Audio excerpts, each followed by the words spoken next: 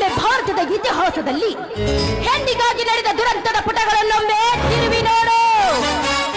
ಅಮೃತ ಯುಗದಲ್ಲಿ ಬ್ರಹ್ಮ ಋಷಿಯಾಗಲು ಬಯಸಿದ ವಿಶ್ವಾಮಿತ್ರ ಮೇನಕ ಎಂಬ ಹೆಣ್ಣಿಗಾಗಿ ಮಣ್ಣು ಮುಕ್ಕಿ ಹೋದ. ತ್ರೇತಾ ಯುಗದಲ್ಲಿ ಶ್ರೇಷ್ಠ ಶಿವಭಕ್ತನೆನಿಸಿಕೊಂಡ ರಾವಣ ಸೀತೆ ಎಂಬ ಹೆಣ್ಣಿಗಾಗಿ ಮಣ್ಣು ಮುಕ್ಕಿ ಹೋದ. ದ್ವಾಪರ ಯುಗದಲ್ಲಿ ಬಾಹುಬಲಿಷ್ಠನೆನಿಸಿಕೊಂಡ ದುಶ್ಯಾಸನ ದ್ರೌಪದಿ ಎಂಬ ಹೆಣ್ಣಿಗಾಗಿ ಮಣ್ಣು ಮುಕ್ಕಿ ಹೋದ. ಇನ್ನು ಈ ಕಲಿಯುಗದಲ್ಲಿ ಎಂತೆತ್ತವರ ಹೆಣ್ಣಿಗಾಗಿ ಹಣ ಆಸ್ತಿ ಐಶ್ವರ್ಯನ ಕಳೆದುಕೊಂಡು ಮಣ್ಣು ಮುಕ್ಕಿ ಹೋಗಿದ್ದಾರೆ. ಅಂದಾಗ ನಿನ್ನಂತ ನರಕುಂಡಿ ಹೆಣ್ಣಿನ ಗುಣಗಳನ್ನ ಅರಿಯೋ ಮಾತಂತೂ ದೂರವಾಯಿತು. ಇದನ್ನೆಲ್ಲ ನಿನ್ನಂತವಳಿಗೆ ತಿಳಿಸಿ ಹೇಳೋ ಅವಶ್ಯಕತೆಯೂ ನನಗಿಲ್ಲ.